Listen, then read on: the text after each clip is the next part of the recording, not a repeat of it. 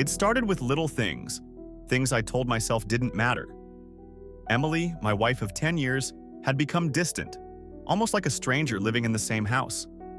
At first, I chalked it up to stress from her new job. She worked in marketing now, and it seemed like she always had client meetings or after-hours events. But it was more than that. I noticed how she'd avoid eye contact during dinner, how she was glued to her phone even when we were supposed to be having family time with the kids. I felt like I was losing her, piece by piece, but I kept quiet. After all, every marriage goes through rough patches, right? That's what I told myself. But things changed about 3 months ago. It was subtle at first, an extra night out here, an odd excuse there. Then one evening I came home from work early, hoping to surprise her. I found her in our bedroom, getting ready for a night out with her friends. Or at least that's what she said. She looked different. Emily had always been beautiful, but this time she'd gone all out. She was wearing a new dress I hadn't seen before, and there was a scent of perfume in the air. Something floral, intoxicating, and definitely not the one I had bought her last Christmas. "Where are you headed?" I asked, trying to sound casual, though the unease was already creeping in. "Just dinner with the girls," she said, without looking up as she zipped up her dress. "You know how work has been. I need a break." I wanted to believe her. I really did. But there was something off in the way she said it, in the way she moved, as if she were rushing to leave. She didn't even mention who she was meeting. Tara? Melissa? Normally, she'd tell me everything, but lately, her words had grown vague. I tried to shake off the feeling, but it stuck with me. I spent the rest of that evening pacing the house, trying to focus on the kids, trying to convince myself I was just being paranoid. But deep down, I knew something wasn't right. The next morning, I found something that hit me like a punch to the gut.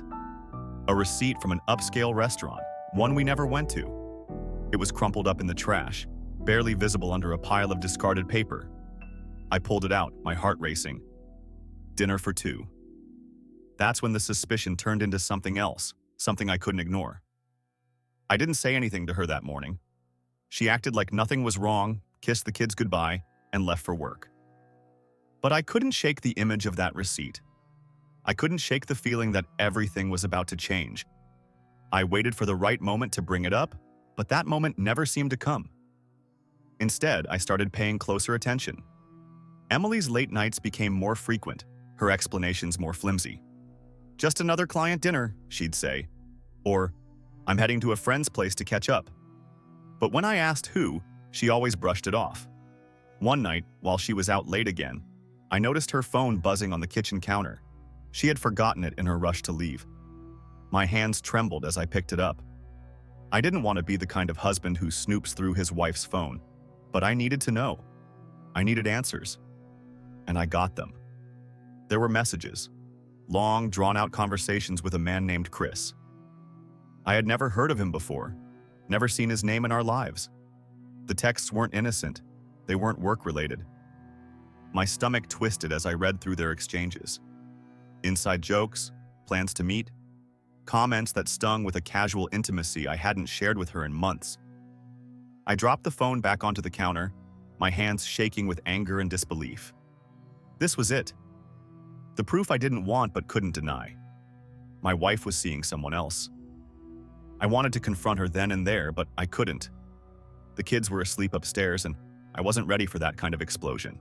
So, I put the phone back down and waited. The next few days were a blur of anxiety and silent rage. I couldn't look at her without imagining her with him, Chris, whoever he was. Every time she left the house, every time her phone buzzed, it felt like another knife twisting in my gut. But I said nothing. Until one night, I couldn't hold it in any longer. It was a Friday. Emily had gone out again, saying she was meeting some work friends for drinks. I was supposed to believe it, to trust her like I always had. But I couldn't. Instead, I opened the tracking app we had installed on our phones years ago. It was meant for emergencies, when one of us lost our phone or needed to know where the other was in a pinch. I hadn't used it in months, but that night, I needed to know. Her location popped up on the screen, and my heart stopped. She wasn't at a bar or a restaurant or even near her office. She was at a hotel on the other side of town. My head spun. A hotel? What the hell was she doing there? I stared at the screen, my mind racing. My pulse pounded in my ears as I tried to make sense of it. There was no work event at a hotel. No client meeting would happen there. The truth was staring me in the face, but I still didn't want to believe it. But I had to. I grabbed my keys and headed out the door, my mind running wild with all the possible explanations, none of them good. The drive felt like it took forever, even though it was only 20 minutes. When I pulled into the parking lot, I felt like I was suffocating. Her car was there, parked near the entrance, tucked away as if she didn't want anyone to notice. My hands clenched the steering wheel until my knuckles turned white. This was it. This was the moment I had dreaded for weeks, months even. The moment when I'd have to face the truth. I took a deep breath and stepped out of the car, my legs trembling as I made my way across the parking lot.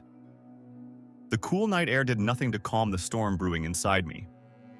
Every step felt heavier than the last as I approached the entrance. There was no going back now. I stood outside the hotel entrance, staring at the glass doors, my heart pounding in my chest. My mind was racing with thoughts I didn't want to have, images I couldn't shake. I didn't want to know what was happening behind those walls, but at the same time, I needed to see it. I needed the truth, no matter how ugly it was. I hesitated for a moment, taking in the dimly lit lobby and the faint hum of music coming from somewhere inside. A part of me wanted to turn around, to get back in my car and pretend I hadn't seen her car there. But the other part, the part that had been slowly unraveling for months, couldn't leave without answers. I walked inside. The lobby was nearly empty, save for a lone man at the front desk and a couple whispering to each other in the corner. I felt out of place, like I didn't belong there, like I was about to step into a nightmare that I couldn't wake up from. My hands were sweaty, my throat dry, and I could barely keep myself from shaking. I approached the front desk, trying to keep my voice steady. "Excuse me," I said, forcing a calm I didn't feel. "I'm looking for someone. Can you tell me if a woman named Emily checked in tonight?" The man behind the counter barely looked up, tapping a few keys on his computer. "Sorry, sir, I can't give out guest information." His voice was flat, indifferent, as if he had no idea the weight of what I was asking. Of course he couldn't. I clenched my fists at my sides, the frustration building inside me. I was about to leave when I caught a glimpse of the elevator at the far end of the lobby. It dinged softly, the doors sliding open as a couple stepped out, laughing and holding hands. The sight made my stomach twist. I turned and walked toward the elevator, my legs moving without thinking. I had no plan, no idea what I would do once I got to her. But I couldn't stop myself. I pressed the button, the elevator doors opening almost immediately. As I stepped inside, my pulse quickened. I was going to find her. I was going to face whatever truth waited for me behind one of those doors. The elevator ride felt like an eternity, even though it was only 3 floors. When the doors slid open, I stepped out into a dimly lit hallway, my footsteps echoing against the carpet. My heart pounded in my ears as I moved down the hall, scanning the numbers on the doors. Room 312. That's what I was looking for. I knew it was her. I just knew. My steps slowed as I approached the door. I could hear faint voices coming from inside, muffled but unmistakable. One of them was hers. The other was deeper, a man's voice. Laughter followed, soft and intimate, like they didn't have a care in the world. I stood there for a moment, frozen. My hands were shaking, my throat tight. I wanted to burst through that door, to confront them, to scream, to demand answers. But something held me back. Fear, maybe. Fear of seeing what I already knew was happening. I pressed my ear against the door, listening. Her laugh was clearer now. She was happy. She was laughing with him, sharing something that should have been ours. My chest tightened, my breath coming in ragged gasps as I fought to keep myself from breaking down. I couldn't stand it any longer. Without thinking, I banged on the door. 3 loud, hard knocks that echoed down the hallway. The voices inside stopped abruptly, replaced by a tense silence. I could hear shuffling, movement, like they were trying to figure out what to do. I knocked again, harder this time. My voice came out before I could stop it. "Emily!" I shouted, my voice cracking with anger. "Open the door!" For a moment, nothing happened. Then, slowly, the door creaked open just a crack. Emily's face appeared in the gap, her eyes wide with shock. Her hair was a mess, her makeup slightly smudged, and she looked like she had been caught in the middle of something she couldn't explain away. Her voice was low, almost a hiss. "Noah, what the hell are you doing here?" What was I doing here? I almost laughed at the absurdity of it. What was I doing here? She was the one standing in a hotel room with another man, and she had the nerve to ask me that. "I should be asking you that," I snapped, pushing the door open wider. I could see past her now. The room was small, barely furnished, with rumpled sheets on the bed, and a man sitting on the edge, staring at me like a deer caught in headlights. I didn't recognize him, just some random guy. That only made it worse. Emily stepped out into the hallway, trying to close the door behind her. "This isn't what you think," she said, her voice shaky, but there was a hardness in her eyes, a defensiveness that made my blood boil. I laughed bitterly. "Really?" "Because it looks exactly like what I think it is." She tried to reach for me, but I pulled back, disgusted. Her hands dropped to her sides, her shoulders slumping as she realized she couldn't talk her way out of this. Not this time. "Noah," she began, but I cut her off, my voice rising with each word. "Don't. Just don't. I don't want to hear it." The anger was boiling inside me, threatening to spill over. I had trusted her. I had believed in her. And this was what I got in return? A hotel room, a stranger, and a betrayal I never saw coming. She stared at me, her expression shifting from shock to something colder. She wasn't sorry. She was calculating her next move, figuring out how to spin this in her favor. "You don't understand," she said, her voice steadying. "Things haven't been right between us for a while. I didn't know how to deal with it." My fists clenched at my sides. "So this is how you dealt with it?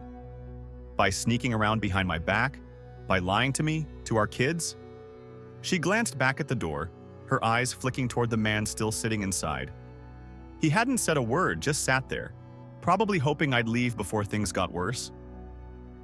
"I didn't mean for this to happen," she whispered, her voice breaking just a little. "I didn't think it would get this far." I stared at her, incredulous. "Get this far? Emily, you've been lying to me for months. You've been sleeping with someone else and now you're telling me it wasn't supposed to get this far?" She opened her mouth to say something, but I didn't give her the chance. "Was it worth it?" I asked, my voice quieter now, not out of anger, but exhaustion. "Was it worth blowing up everything we had? Because I'm done, Emily. I'm done fighting for someone who already walked away." For a moment, she didn't say anything. Her eyes dropped to the ground, her facade cracking just enough for me to see the guilt underneath. But the guilt wasn't for me. It was for herself. She was sorry she got caught. Sorry this wasn't playing out the way she'd hoped. I took a step back, feeling the weight of it all crashing down on me. "I don't want to hear your excuses anymore," I said, my voice steady, even though I felt like I was falling apart inside. "I'm leaving." Her eyes shot up, panic flashing across her face. "Noah, wait, please, we can talk about this. I'll end it with him, I swear. We can fix this." I shook my head, laughing bitterly again. "It was over the moment you decided to lie." And with that, I turned and walked away, leaving her standing there, her world collapsing around her, just like she had destroyed mine. I didn't look back. I couldn't. If I turned around, I knew I'd fall apart, and I wasn't about to give her the satisfaction of seeing that. My heart felt like it had been ripped from my chest, my legs heavy as I walked down the hotel hallway. Each step felt final, like I was leaving behind everything I had known for the past 10 years. Our marriage, our family, the life we built. It was all shattering with every step I took. The cool night air hit me as I pushed through the lobby doors and out into the parking lot. I stood there for a moment, trying to catch my breath, trying to push down the wave of emotions that threatened to drown me.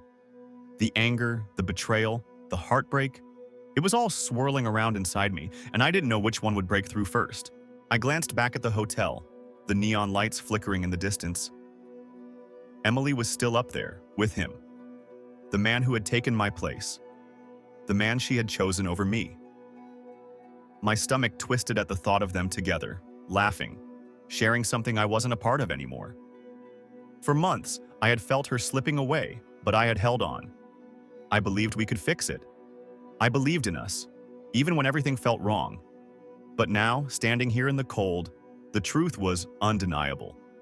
She hadn't just slipped away, she had run. I got into my car, slamming the door harder than I meant to. My hands shook as I gripped the steering wheel, my knuckles turning white.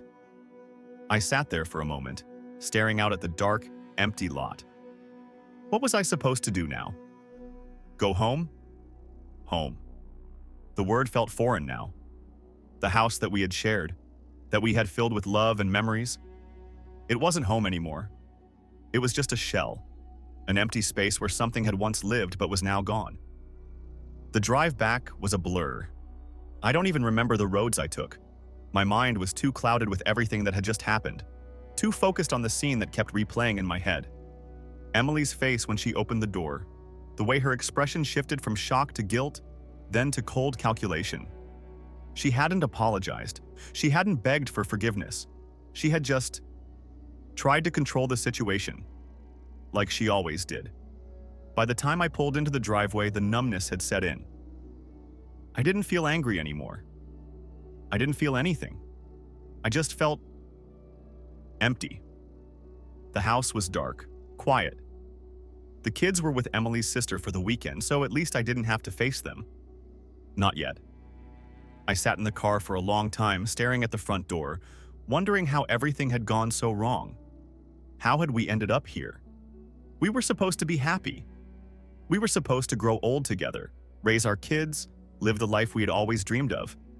But that life was gone now, just like she was. I finally forced myself out of the car and into the house. The silence was deafening. Every room felt colder, emptier, like all the warmth had been sucked out.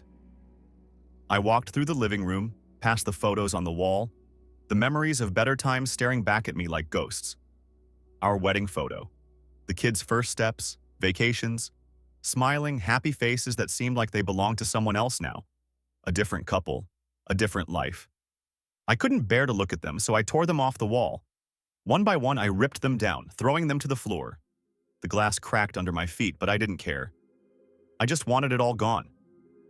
I stumbled into the kitchen, grabbing a beer from the fridge, but the taste was bitter, like everything else in my life. I sank onto the couch, staring at the blank TV screen, not even bothering to turn it on.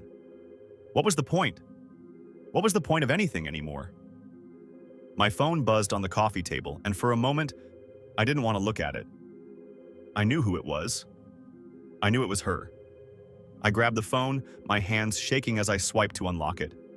There it was. A message from Emily. "Can we talk, please?" I almost laughed. Talk? After everything that had just happened, she wanted to talk? About what? How she had destroyed everything we had built? How she had lied to my face for months, maybe longer? My chest tightened as I stared at the screen, my thumb hovering over the reply button. But I couldn't do it. I couldn't bring myself to answer her. Not now. Not ever. I threw the phone down, sinking deeper into the couch. My mind was spinning, trying to make sense of everything. But there was no sense to be made. There were no excuses, no explanations that could fix what she had done. After what felt like hours, I dragged myself upstairs. The bedroom door was half open, and I hesitated before walking inside. It felt wrong, being here without her. This room, this bed, it was ours. But now it was just mine. Just mine, and the weight of what had been lost. I stood at the edge of the bed, staring down at the pillows where her head had rested so many nights. The scent of her shampoo still lingered in the air, but it was mixed with something else now. Something unfamiliar. The scent of a stranger. I tore the sheets off the bed, ripping them away like I could erase the memory of her, like I could scrub away the stain she had left. But it didn't help. It didn't make me feel any better. It just left me standing there in the dark, feeling more alone than I ever had in my life. I grabbed the spare blanket from the closet and threw it onto the couch downstairs. I couldn't sleep in that bed, not tonight. maybe not ever again. I collapsed onto the couch, my mind still racing. I tried to sleep, but every time I closed my eyes, I saw her. I saw the way she looked at me when she opened that door. I saw the guilt, the lies, the betrayal. And I saw him, the man sitting in the room, watching it all unfold, like none of it mattered. But it did matter. It mattered more than anything. The next morning, the sun streamed through the windows, but it didn't bring any warmth. It just reminded me that the world was still turning, that life was still going on, even though mine felt like it had come to a grinding halt. I sat up on the couch, rubbing my eyes. My head was pounding, my body aching from the tension of the night before. I glanced at the clock, 8 a.m. Emily hadn't come home. Not that I expected her to. My phone buzzed again. Another message. Noah, please, we need to talk. This time, I couldn't ignore it. I needed to hear what she had to say, even if I already knew it would be nothing but excuses. I needed to hear her voice to make her understand the damage she had done. I picked up the phone and dialed her number. It rang twice before she picked up. Noah, she began, but I cut her off. Don't, I said, my voice cold, detached. Just don't. I don't want to hear your excuses. There was a long pause on the other end. I could hear her breathing, hear the panic in her voice as she tried to find the right words. But there were no right words, not anymore. Noah, I'm sorry, she said finally, her voice trembling. I didn't mean for any of this to happen. I didn't want to hurt you. I let out a bitter laugh, shaking my head even though she couldn't see me. Didn't want to hurt me? Emily, you've been lying to me for months. How could you not think this would hurt me? She was quiet again, and I could almost picture her, sitting there with her head in her hands, trying to figure out how to spin this in her favor. It wasn't supposed to be like this, she whispered. I don't know what happened. Things between us just fell apart. My chest tightened again, the anger bubbling back up to the surface. So you decided to fix it by sleeping with someone else? Is that it? No, it's not like that. It's exactly like that, I snapped, cutting her off again. I trusted you, Emily. I gave you everything, and this is how you repay me. She started crying then, her sobs echoing through the phone. But I didn't feel sorry for her. Not anymore. I don't care what your excuses are, I said, my voice low and hard. We're done. And with that, I hung up, letting the phone fall from my hand. It was over. Everything was over. I stared at the phone for a long time after I hung up. The words I had just said echoed in my mind. We're done. It didn't feel real, not yet. After 10 years of marriage, after building a family together, how could it all be over with just 3 words? But it was. I knew it deep down. There was no going back, no fixing this. I stood up from the couch, my muscles aching from the tension I'd been carrying. The house was still eerily quiet. Too quiet. Without the kids' laughter or Emily's voice filling the space, it felt hollow, like the life had been sucked out of it. I wandered through the rooms, looking around at the pieces of our life scattered everywhere. Photos, decorations, toys. It was like walking through a museum of a past I no longer belonged to. I found myself back in the kitchen, standing in front of the coffee machine. I started making a cup, just to keep my hands busy. But even the smell of fresh coffee couldn't cut through the numbness that had settled over me. I took a sip, but it tasted bitter, like everything else in my life now. I pulled out my phone again, my thumb hovering over the contacts. I needed to talk to someone. I couldn't carry this alone. But who? My family? No, they'd be devastated. I wasn't ready to explain all of this yet, to answer the questions, to deal with their reactions.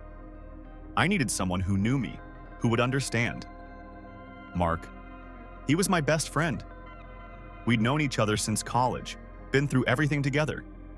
If anyone could help me make sense of this mess, it was him. I scrolled through my contacts until I found his name and pressed call. It rang twice before he answered, his voice groggy like he had just woken up. Hey man, what's up? Everything okay? I opened my mouth to speak, but the words didn't come. For a moment, I just stood there, gripping the phone, trying to find a way to explain what had just happened. How do you tell your best friend that your marriage is over? How do you say the words out loud when you barely believe them yourself? Noah? Mark's voice broke through the silence. "You there?" I swallowed hard, my throat tight. "Yeah, I'm here," I said, my voice sounding rough even to my own ears. I left her, Mark." There was a long pause on the other end, the kind where you know the person is trying to process something big. "What do you mean?" he asked, his voice softer now, more concerned. "I caught her," I said, the words tumbling out before I could stop them. "She's been seeing someone else for months. I went to a hotel last night. She was there. With him." "Damn, man." Mark let out a slow breath. I don't even know what to say. I had no idea. "Are you okay?" "Not really," I admitted, feeling a lump form in my throat. "I don't know what to do, Mark. It's over. I told her we're done. But I don't know how to move forward from this. I don't even know where to start." "First things first," he said, his voice steady, like he was trying to be the calm in the storm. "You don't have to figure everything out right now. Take it one step at a time. I'm coming over. You shouldn't be alone right now." I wanted to argue, to tell him I was fine, that I didn't need anyone. But the truth was I did. I needed someone here, someone to help me pick up the pieces, even if I didn't know what those pieces were yet. "Yeah," I said finally, my voice barely a whisper. "I'd appreciate that." We hung up, and I sank back onto the couch, the weight of it all pressing down on me again. The numbness was wearing off, replaced by something else, something heavier. Grief, maybe? The kind of grief that comes when you realize that the life you had is gone, and there's nothing you can do to bring it back. It wasn't just about Emily's betrayal. It was everything. The trust, the love, the future we had planned. All of it had been shattered in one night. And now I was left with the pieces, trying to figure out how to rebuild my life from the wreckage. I heard the front door open a little while later, and Mark walked in. He didn't say anything at first. He just sat down next to me, handing me a fresh cup of coffee. I took it gratefully, even though I could barely taste it. "Talk to me," he said quietly. I did. I told him everything.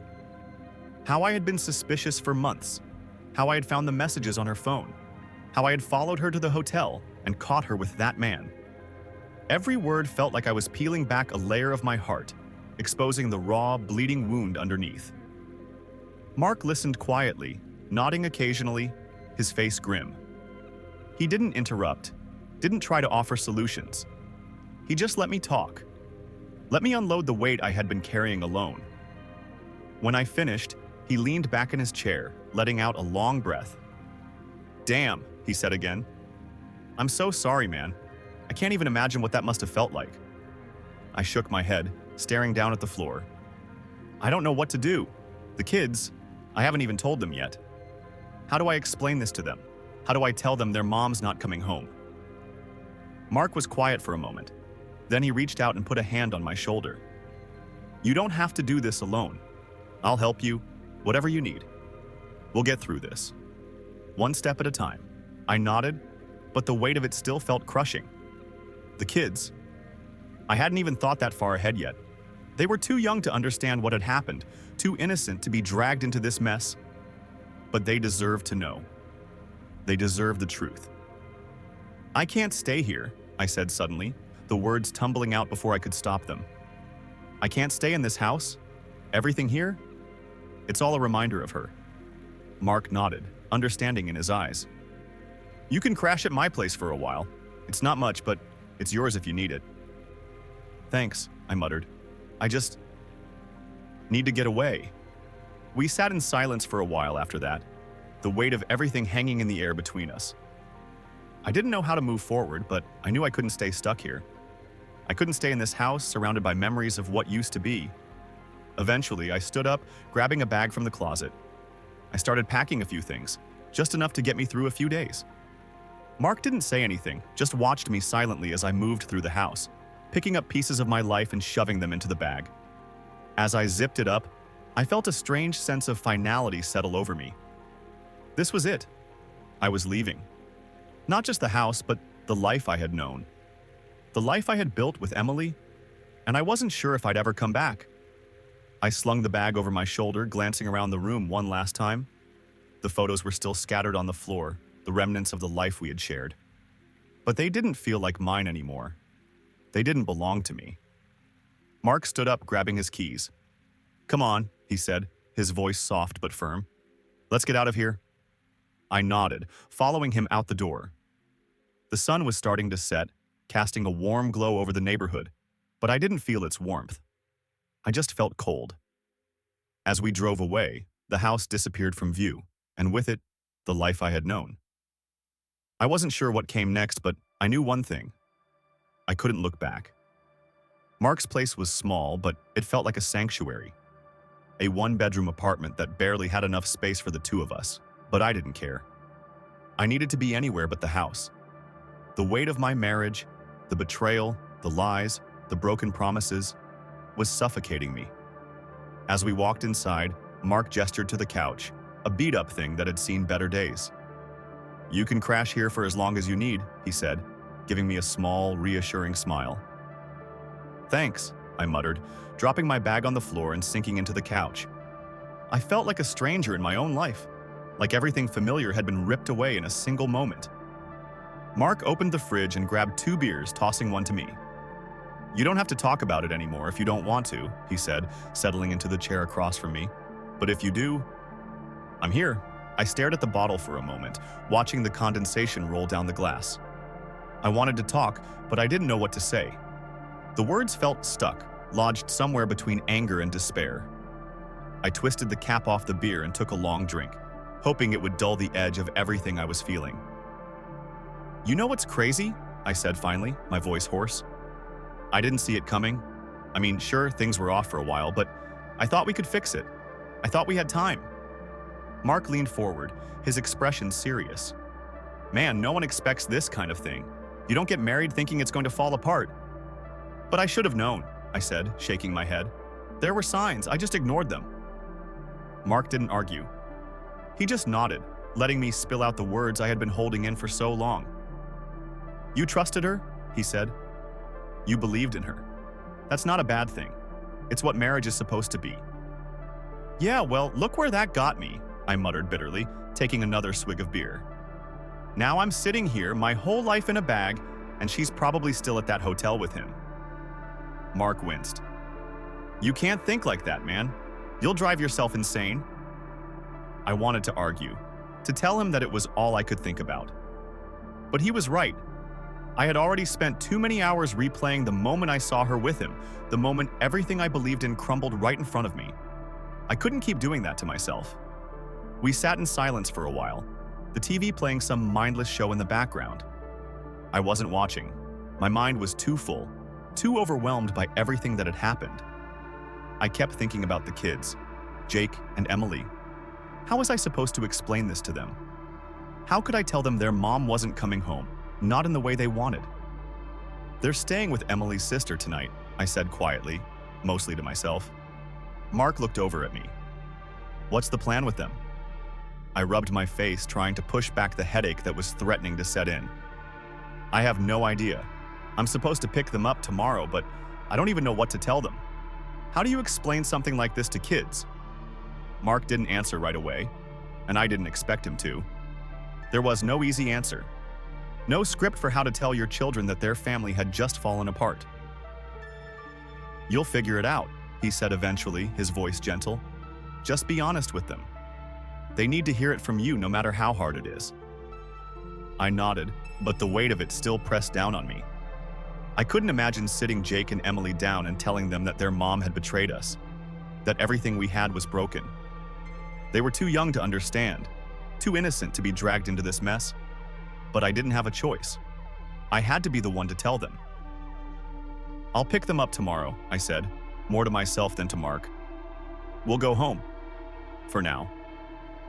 The next morning, I woke up on Mark's couch, my neck stiff and my mind still foggy from lack of sleep.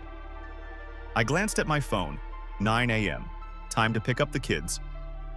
Mark was already up making coffee in the kitchen.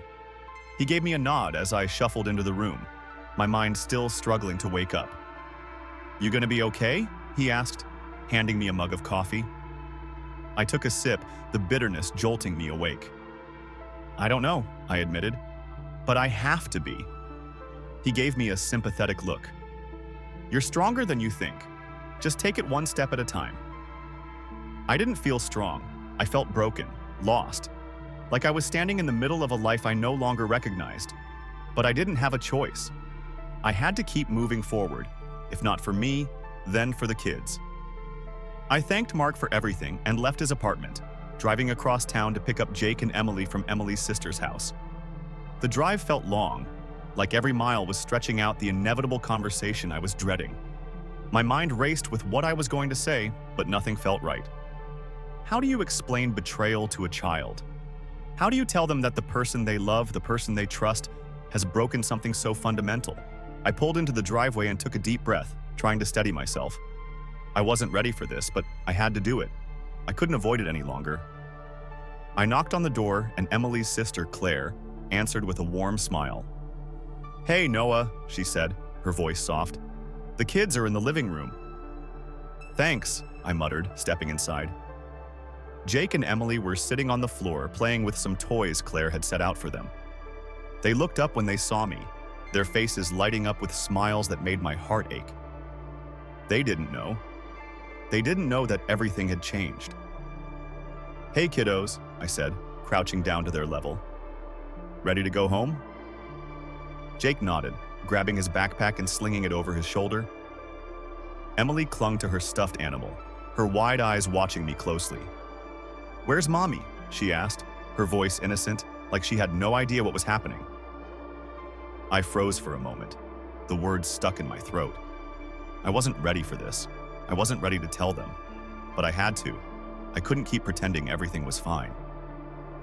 "Mommy's not coming home right now," I said carefully, trying to find the right words. "She's staying somewhere else for a little while." Emily's face scrunched up in confusion. "Why?"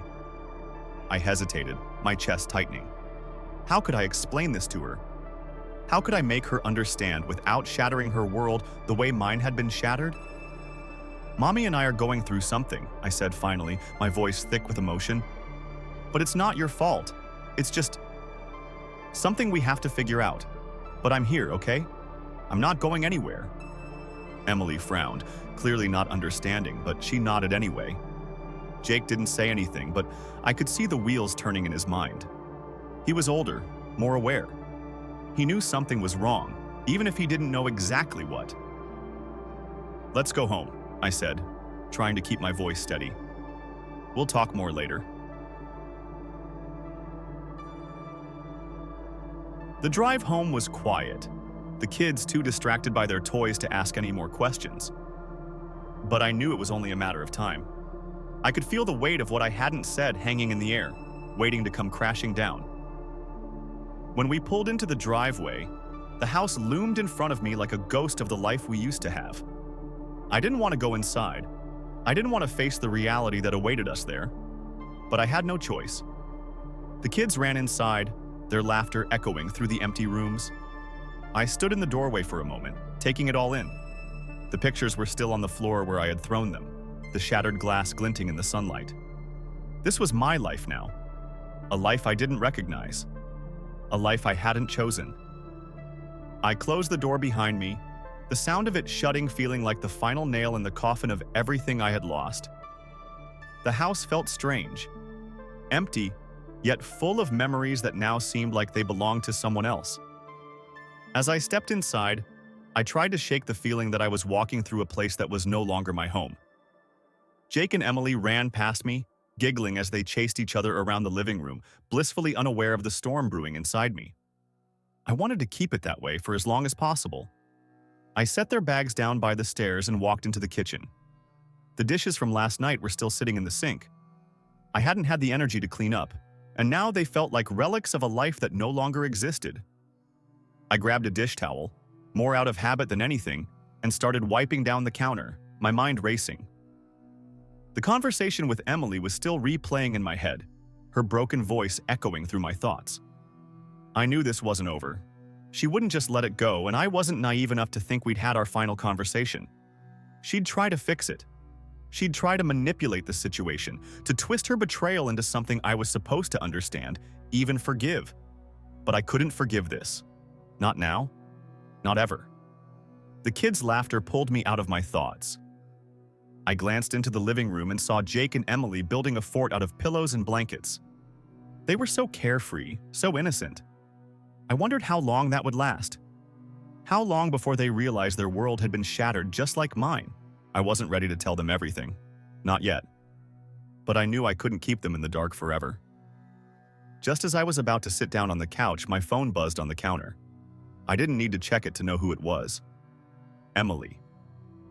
I stared at the screen, her name flashing up at me like a ghost from the night before. A part of me wanted to answer, to hear what she had to say, but I couldn't. Not now. Not when I was still drowning in the weight of what she had done. I let it ring. A few minutes later, it buzzed again. A text this time. "We need to talk. Please, Noah, don't do this. I know I messed up, but we can work through this. We owe it to the kids." The kids. She had the nerve to bring them into this, as if they were some kind of leverage she could use to justify her actions. My blood boiled, but I forced myself to take a deep breath. I couldn't let her get to me. Not right now. I deleted the message and tossed the phone onto the couch. I couldn't deal with her today. I needed to focus on the kids, on figuring out how to move forward without letting her drag me back into the mess she had created. "Daddy, can we have pizza for dinner?" Emily's voice cut through my thoughts, and I turned to see her standing in the doorway, her big brown eyes full of hope. I forced a smile, trying to push the tension out of my body. "Sure, sweetheart. Pizza sounds perfect." Dinner was simple, just a couple of pizzas I ordered from the local place down the street. We sat around the table, the kids happily munching away while I picked at my slice, my mind still far from the present. I was trying my best to keep things normal for them, but the weight of the situation was like a shadow, hanging over every moment. "Can we watch a movie after dinner?" Jake asked, his mouth full of pizza. "Sure," I said, pushing the remnants of my slice around the plate. "Anything you guys want." As we cleared the table and settled into the living room, I found myself zoning out again, my thoughts drifting back to Emily and the mess she had left behind. I couldn't help but wonder what she was doing now. Was she still at the hotel?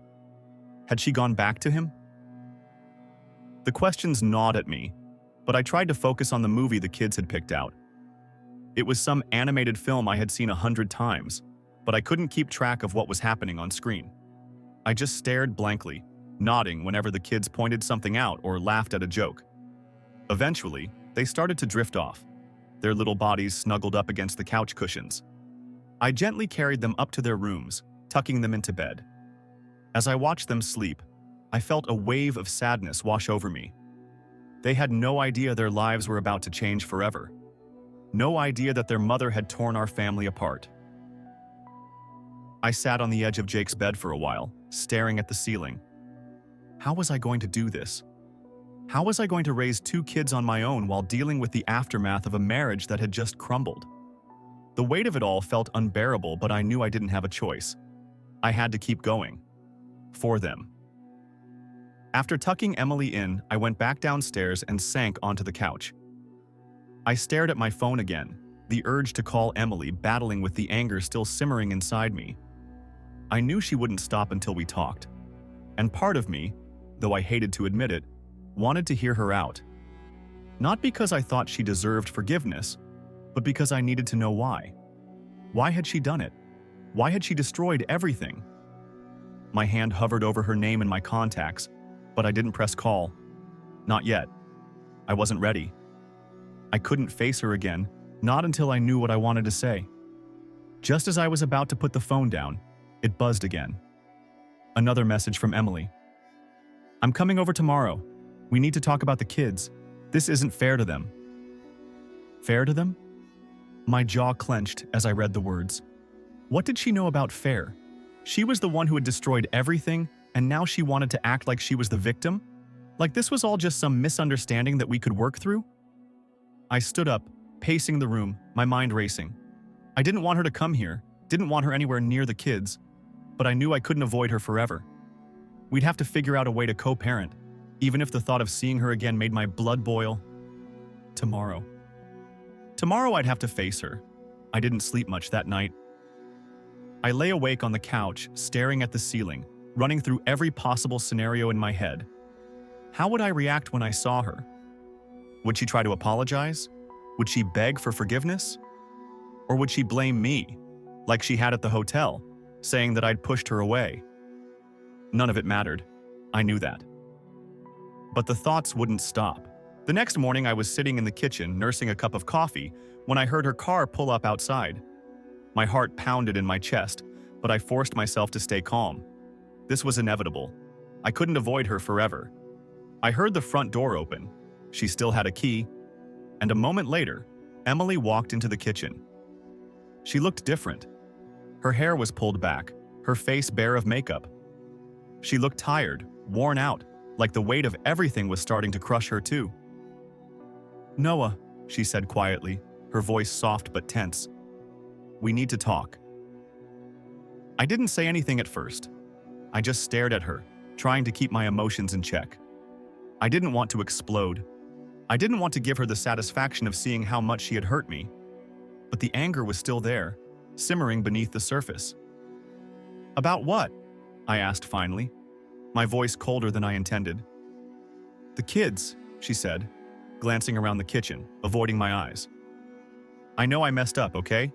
But we need to figure this out. They deserve better than this, better than us fighting." I wanted to laugh, but I couldn't. She was right. They did deserve better. But what did she expect me to do?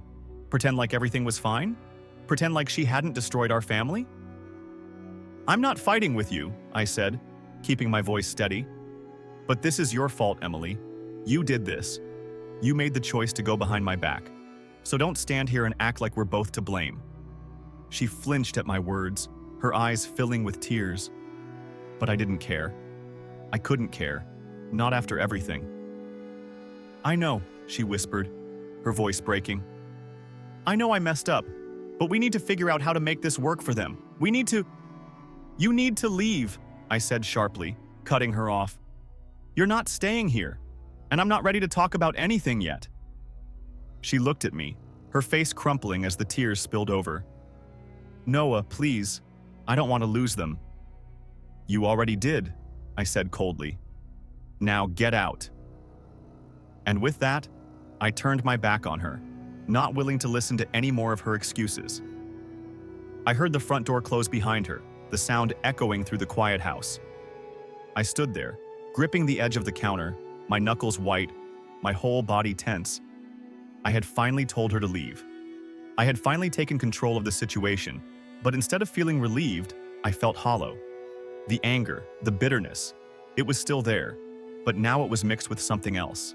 A deep, aching sadness. I walked to the window and watched as Emily's car pulled out of the driveway and disappeared down the street. She was gone. Really gone. And this time, I didn't think she'd be coming back. Not after what I'd said. Not after the way I'd shut her out. But that's what I wanted, right? I didn't want her here, didn't want her anywhere near me or the kids. She had made her choice, and now I was making mine. Still, the weight of it all felt unbearable. I leaned against the counter, staring blankly at the coffee mug in my hand. My mind was spinning, the events of the past few days swirling around in a chaotic mess. It felt like I was living in someone else's life, like I was watching everything unfold from a distance. But this was real. This was my life now. The kids were still upstairs, probably just waking up. I knew I had to pull myself together before they came down. They didn't need to see me like this, broken, confused, angry. They needed stability. They needed me to be strong, even if I didn't feel strong. I poured the coffee down the sink and splashed some cold water on my face, trying to clear my head. As I dried off with a towel, I heard the soft patter of footsteps on the stairs. Jake appeared in the doorway, rubbing his eyes sleepily. "Hey, buddy," I said, forcing a smile. "You sleep okay?" Jake nodded, but there was a look in his eyes that told me he knew something was wrong. He wasn't the kind of kid to ask questions right away, but I could see the worry behind his sleepy expression. "Where's Mom?" he asked, his voice quiet. I froze for a second, my mind racing for the right answer. How much could I tell him? How much did he need to know right now? Mom's not here right now, I said carefully, crouching down to his level. She had to go for a little while. Jake frowned, his brow furrowing in confusion. Why? Did she go to work? I swallowed hard, my heart aching at the innocence in his voice. He didn't understand. How could he? He was too young to know about betrayal, about the pain of a family falling apart. No, buddy, I said softly, placing a hand on his shoulder. Mom's not at work. She just needs some time to figure things out. But she loves you, okay? She loves you and Emily very much. Jake stared at me for a long moment, as if he was trying to make sense of what I was saying. I could see the gears turning in his head, the way his young mind was trying to piece together the fragments of a story I wasn't telling him. But he didn't push. He just nodded, his eyes clouded with confusion. Okay, he said quietly. I pulled him into a hug, holding him close for a moment, trying to reassure him even though I didn't feel reassured myself. I wanted to tell him everything would be okay, that we'd figure it out, that we'd be happy again. But the words felt hollow. I didn't know if they were true. After a few seconds, I let him go and stood up, forcing another smile. Come on, I said, ruffling his hair. Let's get some breakfast. As I turned to the stove, Emily's voice echoed in my head again. We owe it to the kids. It felt manipulative, like she was trying to use them as a bargaining chip to win her way back into our lives. But at the same time, she was right. The kids did deserve better than this. They didn't deserve to be caught in the middle of our mess. But what did that mean? Did it mean I had to let her back in? Did it mean I had to forgive her? Or at least pretend like I could? I didn't know. All I knew was that I couldn't let her keep hurting me like this. The rest of the day passed in a blur of routine, making breakfast, playing with the kids, doing laundry. I tried to stay busy, tried to keep my mind off everything that had happened. But every time the house fell quiet, the thoughts crept back in. I couldn't stop thinking about Emily, about the way she had looked at me this morning, her eyes full of guilt and desperation. She had been crying, but I didn't trust her tears. Not anymore. I didn't know if they were real, or if they were just another one of her tactics to manipulate me, to make me feel sorry for her. I didn't feel sorry for her, but I felt sorry for the kids. Jake and Emily were playing in the backyard, their laughter drifting through the open window. I watched them from the kitchen, my heart heavy. They were too young to understand what was happening, but I knew it wouldn't be long before they started asking more questions. And I didn't have the answers, not yet. My phone buzzed on the counter, and I instinctively reached for it, half expecting another message from Emily. But it wasn't her. It was Mark. How are you holding up? The message read. I stared at the screen for a moment, trying to decide how to respond. Was I holding up? I didn't know. I was getting through the day, but that didn't mean I was okay. I'm managing, I texted back. It's been rough. A few moments later, my phone buzzed again. You need anything? Want me to come over? I thought about it for a moment. Having Mark here might be a good distraction, but I wasn't sure if I was ready to talk about everything yet. The wounds were still too fresh. Not right now, I replied. Just trying to keep things normal for the kids. Mark didn't push. He just sent a thumbs up emoji and a simple, I'm here if you need me. I appreciated that. Mark knew when to give me space, but he also knew when to step in. I had a feeling I'd be calling him soon once the weight of all this became too much to handle on my own. Later that afternoon, after the kids had worn themselves out playing outside, I sat down with them on the couch. Jake was flipping through channels on the TV, and Emily was curled up with her stuffed bear, her eyes drooping with sleep. I knew I couldn't put it off any longer. I had to tell them something, even if I didn't have all the answers yet. Hey guys, I said quietly, trying to keep my voice steady. Can we talk for a minute? Jake muted the TV and turned to me, his young face full of curiosity. Emily, still half asleep, nestled deeper into the couch, her bear clutched tightly in her arms. I took a deep breath. I know things have been a little strange lately, and I know you're probably wondering where Mom is. Jake's face grew serious, his brow furrowing. Emily blinked up at me, her big eyes full of confusion. Mom and I, we're going through something right now, I continued, choosing my words carefully. We love you both very much, but things between us are hard. And sometimes, when adults go through things like this, they need to take some time apart. Is Mom coming back? Jake asked, his voice small. I hesitated, my chest tightening. How could I answer that? I didn't even know myself. I don't know, buddy, I said finally, my voice thick. But no matter what happens, I'm here. I'm always going to be here for you and Emily. That's not going to change. Jake nodded, his face a mixture of sadness and understanding. Emily just stared at me, her thumb in her mouth, not fully grasping what I was saying. We're going to be okay, I said, trying to reassure them, even though I wasn't sure I believed it myself. We're going to figure this out. I pulled them both into a hug, holding them close, trying to hold on to the last bit of stability I had left. They were my anchor now, the only thing keeping me from drowning in the storm Emily had unleashed. As I sat there, holding them, I realized that no matter what happened with Emily, no matter how much pain she had caused, I had to be strong for them. I had to keep moving forward, one step at a time, because they were all that mattered now.